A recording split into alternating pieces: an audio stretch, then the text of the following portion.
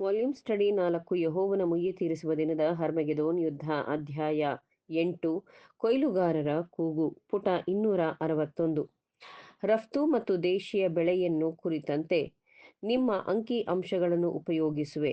ನಾನು ಆಸ್ಟ್ರೋ ಹಂಗೇರಿಯಾ ಹೋಲಿಕೆಯನ್ನು ಬಿಟ್ಟು ಬಿಡುವಂತೆ ಒತ್ತಾಯಿಸಲಾಗಿದೆ, ಏಕೆಂದರೆ ನನಗೆ 1893ನೆಯ ಅಂಕಿಗಳು ನನ್ನ ಸ್ವಾಧೀನದಲ್ಲಿಲ್ಲ. ಆದರೆ ಇದರಿಂದೀಚೆ ನಾನು ನಿಮಗೆ 1883ಗೆ ಹೋಲಿಸಿ 1893ರ ಎಲ್ಲ ಪ್ರಧಾನ ದೇಶಗಳ ಗೋಧಿ ಉತ್ಪನ್ನದ ಹೇಳಿಕೆಯನ್ನು ಕೊಡುವೆನೆಂದು ಬೇಡಿಕೊಳ್ಳುತ್ತೇನೆ.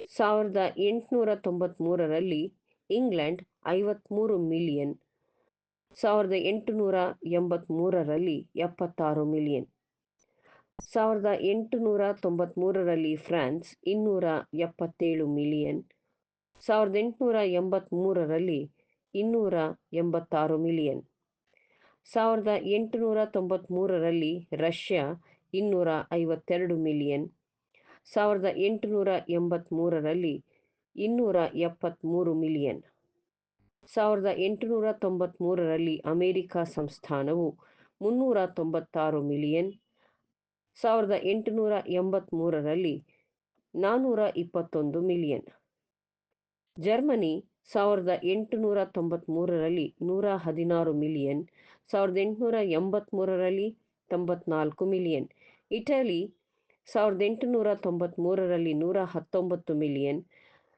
1883ರಲ್ಲಿ 128 ಮಿಲಿಯನ್, ಇಂಡಿಯಾ 266 ಮಿಲಿಯನ್ 1893ರಲ್ಲಿ, 1883ರಲ್ಲಿ 287 ಮಿಲಿಯನ್, ಒಟ್ಟು 1,476,000 ಮಿಲಿಯನ್ಗಳು 1893ರಲ್ಲಿ, 1,565 ಮಿಲಿಯನ್ 1883ರಲ್ಲಿ. ಹಾಗೂ ಈ ಹೇಳಿಕೆಯಿಂದ ಕಾಣಬರುವುದು 1893ರಲ್ಲಿ ಲೋಕದಲ್ಲಿ ಪ್ರಧಾನವಾಗಿ ಗೋಧಿ ಬೆಳೆ ದೇಶಗಳು 86,000 ಬುಷೆಲ್ 10 ವರ್ಷಗಳ ಹಿಂದೆ ಬೆಳೆದದ್ದಕ್ಕಿಂತಲೂ ಕಡಿಮೆ. ಆದರೆ ಅಂಕಿಗಳ ಪ್ರಕಾರ ಅರ್ಜೆಂಟೀನಾದಲ್ಲಿ ಅದೇ ಸಮಯದಲ್ಲಿ ಕೇವಲ 60,000 ಬುಷೆಲ್ ಹೆಚ್ಚಾಗಿ ಬೆಳೆದಿದ್ದಾರೆ. 1871ರ ಗ್ರೇಟ್ ಬ್ರಿಟನ್ನಲ್ಲಿ 166 ಮಿಲಿಯನ್ ಬುಷೆಲ್ ಗೋಧಿಯನ್ನು ಬೆಳೆಯಿತು, ಮತ್ತು ವರ್ಷದ 2 ವರ್ಷಗಳ ಹಿಂದೆ ಮತ್ತು ಮುಂದೆ ಬೆಳೆಯುವ 105 ಬುಷೆಲ್ ಅಥವಾ 3 ವರ್ಷಗಳ ಸರಾಸರಿ 109,000 ಮಿಲಿಯನ್ ಬುಷೆಲ್ಗಳು.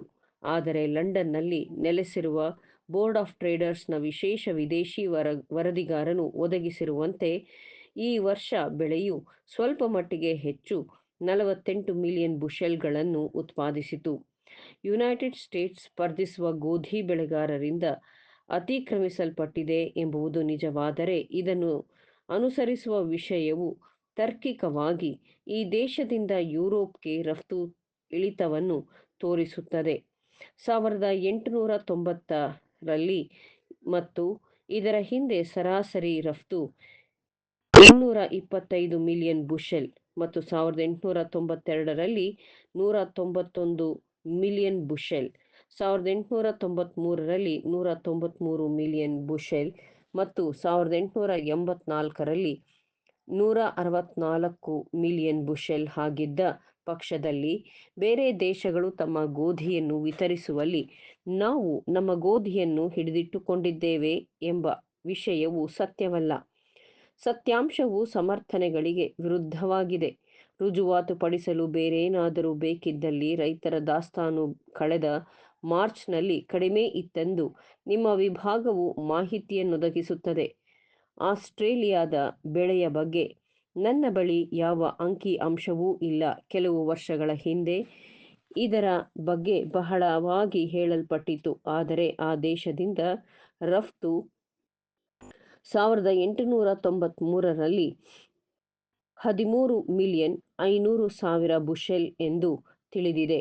10 ವರ್ಷಗಳ ಹಿಂದೆ 23,800,000 ಬುಷೆಲ್ ಇತ್ತು, ಮತ್ತು 1894 ಮತ್ತು 1895ರಲ್ಲಿ ಆಸ್ಟ್ರೇಲಿಯಾ ಅಮೆರಿಕಾದಿಂದ ಗೋಧಿಯನ್ನು ರಫ್ತು ಮಾಡಿಸಿಕೊಂಡಿತು. ನಾನು ಹೆಚ್ಚಳವಾದ ಬಳಕೆಯನ್ನು ಬಗ್ಗೆ ಏನನ್ನೂ ಹೇಳುತ್ತಿಲ್ಲ. ಅದು ಬೆಳೆದ 10 ವರ್ಷಗಳಲ್ಲಿ ಇಂಗ್ಲೆಂಡ್ನಲ್ಲಿ 18 ಮಿಲಿಯನ್ ಬುಷೆಲ್ಗಳು ಮತ್ತು ಈ ದೇಶದಲ್ಲಿ ಅದೇ ಕಾಲದಲ್ಲಿ ಹೆಚ್ಚಳವು 50 ಮಿಲಿಯನ್ ಬುಷೆಲ್ಗಿಂತ ಕಡಿಮೆ ಇಲ್ಲದಂತಿದೆ ಮತ್ತು ಫ್ರಾನ್ಸನ್ನು ಹೊರತುಪಡಿಸಿ ಎಲ್ಲ ದೇಶಗಳಲ್ಲೂ ಬಳಕೆ ಹೆಚ್ಚಾಗಿದೆ. ಲೋಕದಾದ್ಯಂತ ಹೀರಿಕೊಳ್ಳಲು ಹೆಚ್ಚುವ ಉತ್ಪಾದನೆಯೂ ಸಾಕಷ್ಟಿದೆ. ಗೋಧಿಯ ಬೆಲೆಯಲ್ಲಿ ಇಳಿತಕ್ಕೆ ಕಾರಣವು ಏನೇ ಇರಲಿ, ನಾವು ಅಭಿಪ್ರಾಯ ಪಡುವಂತೆ ಕಳೆದ 3 ವರ್ಷಗಳೊಳಗೆ ತಾತ್ಕಾಲಿಕ ಮುಂದುವರಿಕೆ ಬಹುಶಃ ರೈತರು ಇದರ ಧಾನ್ಯಕ್ಕೆ ಹೋಲಿಸಿದರೆ ಓಟ್ಸ್, ಜೋಳ, ಜವೆಗೋಧಿ ಮುಂತಾದವು ಗೋಧಿಯ ಬೆಲೆಯಲ್ಲಿ ಸಂಬಂಧಿಸಿದಂತೆ ಇಳಿತವಾಗಿರುವುದೆಂದು ಕಾಣುತ್ತದೆ.